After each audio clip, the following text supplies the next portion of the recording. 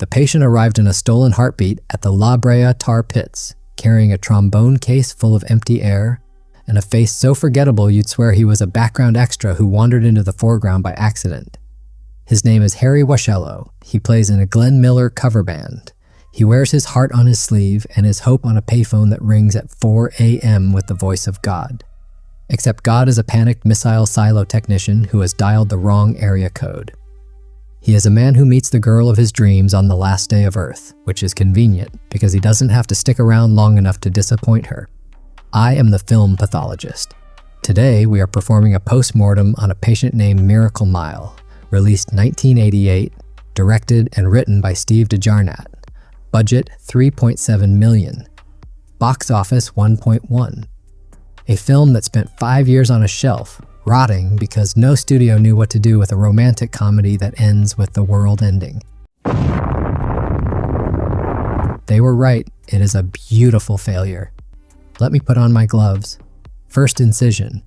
Harry is at the La Brea Tar Pits, a natural history museum where dioramas teach about extinction and prehistoric suffocation, which is either deeply romantic or a cosmic joke, depending on how much you hate irony. He sees Julie. She is a waitress. She wears a diner uniform and a face that says, "Save me." They fall in love in the span of an afternoon. Not because they have chemistry, they have the emotional depth of a postcard, but because the script needs us to care when the bomb drops. He meets her estranged grandparents who live in a crumbling apartment with a view of the city that will soon be glass. He makes a date to meet her at midnight. He looks at her and says, "I want to spend the rest of my life with you." The line is earnest. It is sincere. It is also a lie because Harry has less than 70 minutes left to live, and he doesn't even know it yet. That is the first incision.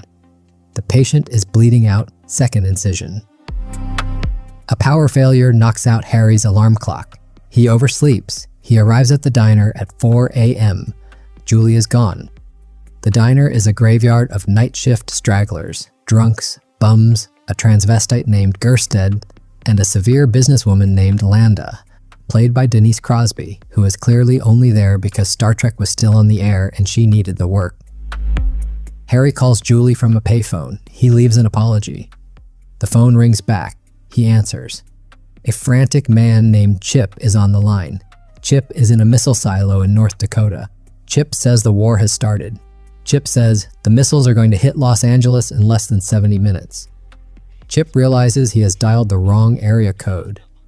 The line goes dead. Harry hangs up. He stares at the receiver. He does not know if it is real. He does not know if it is a prank. He does not know that the next 87 minutes will be the longest of his life, because time moves differently when you're counting backwards. Landa looks at him and says, "We're dead. We just don't know it." She is the only honest person in the room. Harry ignores her. That is the second incision. The patient is hemorrhaging. Third incision. The Odyssey. Harry decides to find Julie. He recruits the diner crew.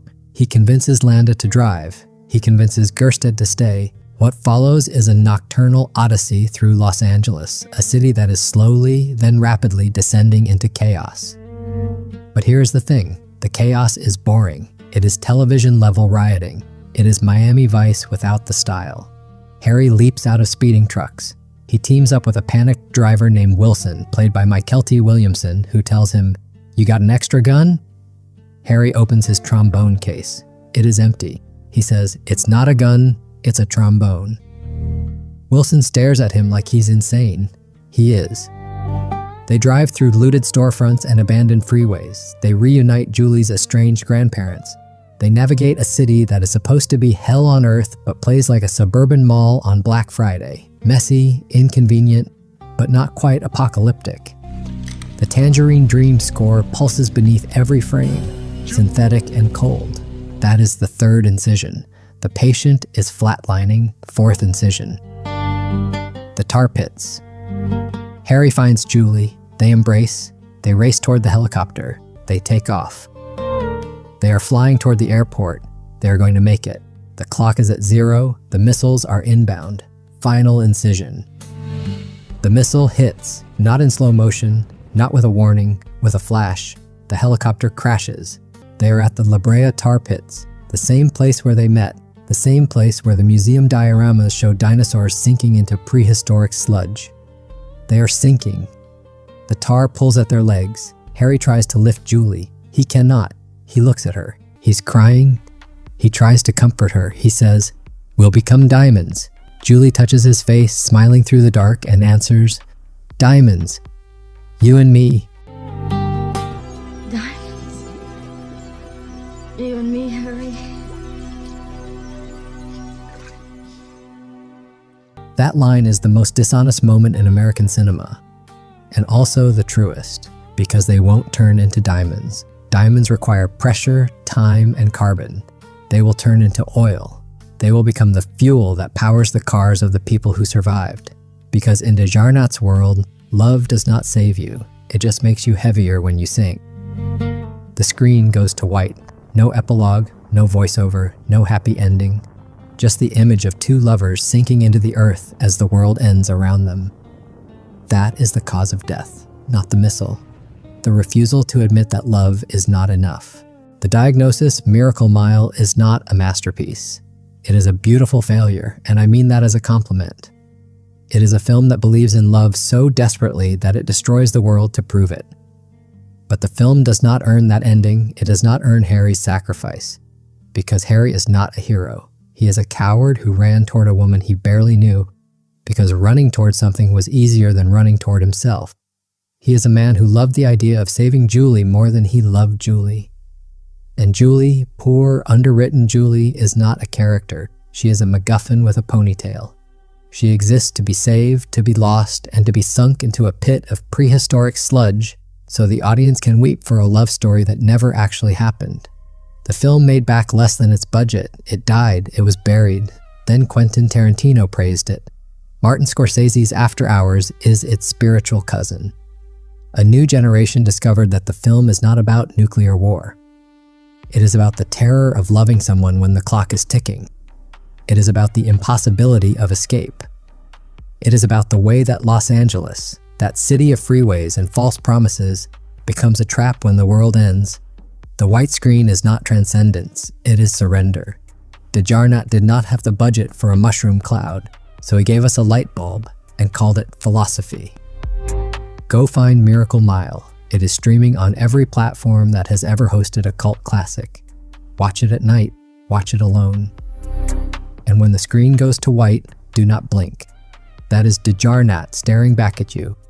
That is Harry staring back at you. That is every hopeless romantic who ever raced against a clock they could not beat. The missile is not the end. The white screen is the end, and the end is forever. Before you go, there is another autopsy waiting for you. Another couple running through a landscape of smoke, fire, and broken glass, pretending their passion can outrun the rot around them. That film is David Lynch's Wild at Heart. You will find it on the screen after this one ends. Watch it. And when Sailor and Lula scream into the wind wearing snakeskin jackets that represent their individuality and their belief in personal freedom, remember Harry saying, "Maybe we'll be turned into diamonds, you and me." They are not the same kind of crazy. But both of them spent their last ounces of energy running toward a fantasy because the alternative was too terrifying to face. Both of them built an empire of hot air on a foundation of absolute chaos, and both of them, in the final frame, were still desperately holding on to a lie. The trombone is still in the case, the payphone is still ringing, and the tar pits are still waiting for the next sucker who thinks love is enough. Good night.